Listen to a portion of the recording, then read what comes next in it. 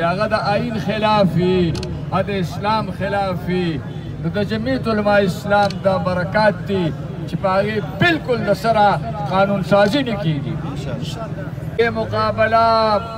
انشاءالله العزیز موږ د دې علماو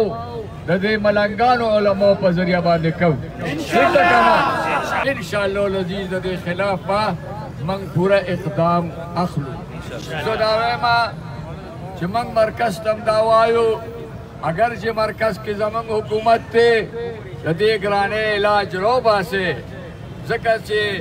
ګیله د خپله کېږي نه د پردي نه هر طریقې سره چې څنګه چې مولانا فرحمان صاحب تاسو ته ویلي دي په هره طریقه چې وي IMF په بله وه او دا نور ادارې په بله وه دا خو اصل PTI چې کوم د صوبې حکومت دلته کې په خیبر پښتونخوا کې ریټ چې دی 2200 او 2300 شل کیلو دا ملاویږي او په پنجاب کې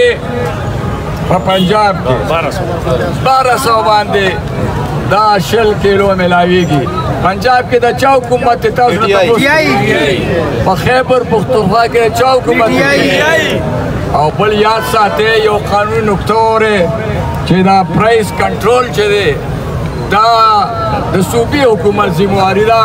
دا په وفاق مورلې دا د صوبې حکومت چې د PTI دی د هغوی ناهلتوب دی د هغوی نالایقتوب دی چې دوی چې نو هغه ریټ نشي برابرولی او په غریبانانو قیامت راوستی دی د دې وجې نه موږ د دې صوبې حکومت مخالفت کوو دویم دا چې د پنجاب حکومت نه دوی خپل اوړه نشي غوښتلی د پنجاب حکومت نه دوی سپورو غنم نشي غوښتلی په خپلو حکومتونو کې دونه لوی اختلاف دی د دې وجې نه ورو موږ د دواړو حکومتونو مخالف یو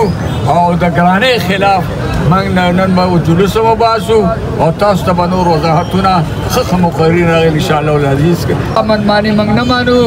چې دا سیاسي بنیاد باندې کوم تقسیم کېږي د دې خلاف کوو نو دا وړوکی احتجاج دی که زموږ د اواز اورلی شو موږ دا وایو چې ډیلرانو ته دې ورکړي شي ډیلران په دې باندې ښه پوهېږي ستا تجارت به هم ښه شي ستا 400 آمدن به هم ټیک شي دې کې ډېر خلک وړوالي ارزان بې خرڅۍ په غریبانانو باندې نو ما غریب ته فایده سره ورسېده